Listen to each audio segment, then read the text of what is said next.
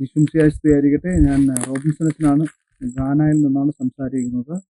ഈ ദിവസങ്ങളിൽ നിങ്ങൾ ഒത്തിരിയേറെ ന്യൂസ് ഞങ്ങളെക്കുറിച്ച് കേട്ടിട്ടുണ്ടാവും. ഒത്തിരിയേറെ പ്രയാസങ്ങളിലൂടെ കടന്നു പോകുന്ന ഒരു നിമിഷമാണ്.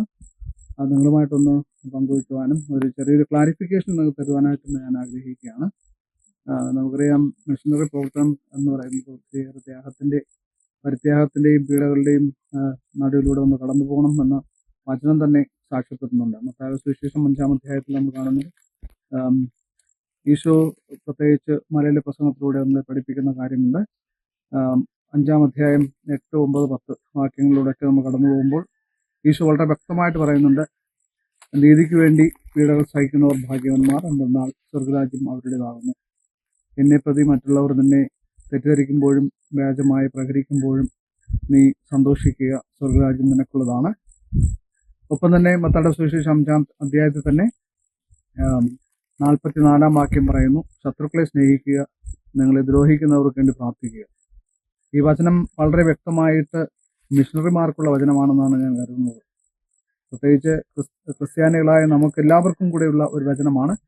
ഒത്തിരിയേറെ നന്മകൾ നമ്മൾ ചെയ്യുമ്പോൾ, ജനങ്ങൾക്ക് വേണ്ടി പ്രവർത്തിക്കുമ്പോൾ, ദൈവരാജ്യം പ്രഘോഷിക്കുമ്പോൾ തീർച്ചയായിട്ടും ഇത്തരത്തിലുള്ള പീഡകളും പ്രയാസങ്ങളും ദുഃഖങ്ങളും ഒക്കെ നമ്മുടെ ജീവിതത്തിലുണ്ടാവും. എന്നാൽ അത് സന്തോഷത്തോടെ സ്വീകരിക്കുക എന്നുള്ളതാണ് ഏറ്റവും പ്രധാനം. ഞങ്ങളെ സംബന്ധിച്ചിടത്തോളം തീർച്ചയായിട്ടും ഞങ്ങൾ കപ്പുച്ചൻ വൈദികർ ഏകദേശം 2005 മുതൽ ഈ ഗാന എന്ന രാജ്യത്ത് ഞങ്ങൾ ജോലി ചെയ്യുന്നവരാണ്. ഞങ്ങൾക്ക് ഇതുവരെയും ഇങ്ങനെയുള്ളൊരു പ്രശ്നം ഉണ്ടായിട്ടില്ല. എല്ലാവരോടും സ്നേഹത്തോടും സന്തോഷത്തോടും വർദ്ധിക്കുന്നു. ഒപ്പം തന്നെ ഇവിടുത്തെ ജനത്തിൻ്റെ നന്മയ്ക്ക് വേണ്ടി ഞങ്ങൾ പ്രവർത്തിക്കുന്നവരാണ്. പക്ഷേ ഒരു ചെറിയൊരു സംഭവം ഞങ്ങളുടെ ജീവിതത്തിൽ ഡിസംബർ മാസം 11-ാം തീയതി കഴിഞ്ഞ ബുധനാഴ്ച സംഭവിച്ചു. അതായത് ഞങ്ങൾ താമസിക്കുന്ന പാസ എന്ന ഒരു സ്ഥലത്താണ്, OT റീജിയനിലെ പാസ എന്ന സ്ഥലത്ത്. ഇവിടെ നിന്ന് ഒരു 35 കിലോമീറ്റർ അകലെ ഇൻക്വാണ്ട സൗത്ത് എന്ന് പറയുന്ന സ്ഥലത്ത് ഞങ്ങൾക്ക് കുറച്ച് ലാൻഡ് ഉണ്ട്. അവിടെ കുറച്ച് സ്ഥലമുണ്ട്. ആ സ്ഥലം ശരിക്കും ഒരു കുന്നും പ്രദേശത്താണുള്ളത്.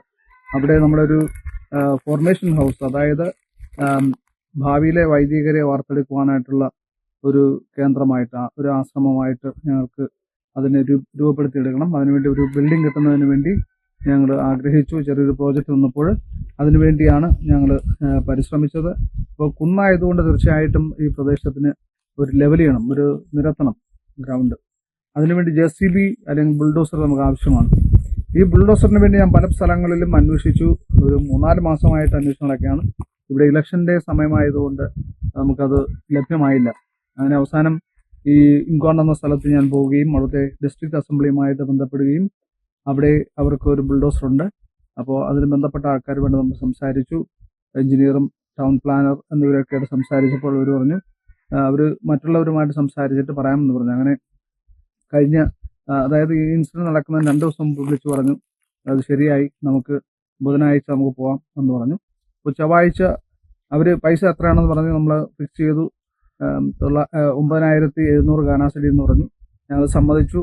അങ്ങനെ ചൊവ്വാഴ്ച പൈസ അവർക്ക് അയച്ചു കൊടുത്തതിന് ശേഷം ബുധനാഴ്ച ഞാനും എൻ്റെ 2 സഹോദരന്മാരും, മാർട്ടിനച്ചനും ഹെൻറിയച്ചനും, ഞങ്ങൾ ഇൻക്വാണ്ടയിലേക്ക് പോവുകയും അവിടെ ഈ ഡിസ്ട്രിക്ട് അസംബ്ലിയിലെ ആളുകളെ കാണുകയും അവരുമായിട്ട് ഒരുമിച്ച് അവർ JCB വണ്ടി കയറ്റി അങ്ങനെ അവരുടെ മുമ്പ് ഞങ്ങൾ പോയിക്കൊണ്ടിരിക്കുന്നു.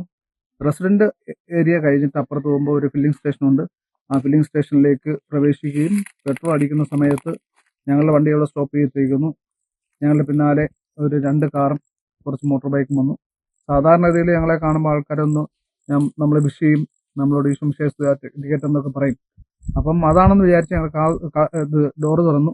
ഡോറ് തുറന്നപ്പോഴത്തേക്കും കുറേ പേര് ഒരു ചോദ്യം പോലും ചോദിക്കാതെ, ഒന്നും അന്വേഷിക്കാതെ ഞങ്ങളെ മർദ്ദിച്ചു തുടങ്ങി. ഞങ്ങളെയും ഞങ്ങളോടൊപ്പം ഉണ്ടായിരുന്ന ഈ ആഫ്രിക്കയിലെ തന്നെ ആൾക്കാരായ ഡിസ്ട്രിക്ട് അസംബ്ലിയിലെ എഞ്ചിനീയറിനെയും ടൗൺ പ്ലാനറേയും ഒക്കെ അടിച്ചു തുടങ്ങി. ഒരു കാര്യവുമില്ല. ഏകദേശം ഒരു 10-15 മിനിറ്റോളം അവർ ഞങ്ങൾ മർദ്ദിച്ചു. ഞങ്ങൾക്ക് കൈകളിലും കാലുകളിലും ഒക്കെ അങ്ങനെ അടി കിട്ടി. മറ്റ് ആയുധങ്ങളൊന്നും ഇല്ലാത്തതുകൊണ്ട് ശരിക്കും വേറെ വലിയൊരു ഡാമേജൊന്നും ഞങ്ങളുടെ ശരീരത്തിനൊന്നും ഉണ്ടായില്ല. പക്ഷേ ഞങ്ങളുടെ ഒരു സഹോദരന് അവർ ചെവിക്കിട്ടടിച്ചപ്പോൾ ചെവിയിലേക്ക് ട്രംപ് പൊട്ടി. അതുമാത്രമാണ് ഞങ്ങൾക്ക് ഉണ്ടായത്. എന്നിട്ട് ഇവരെ അടിച്ചതിന് ശേഷം ഇവർ തിരിച്ചു പോവുകയും ചെയ്തു.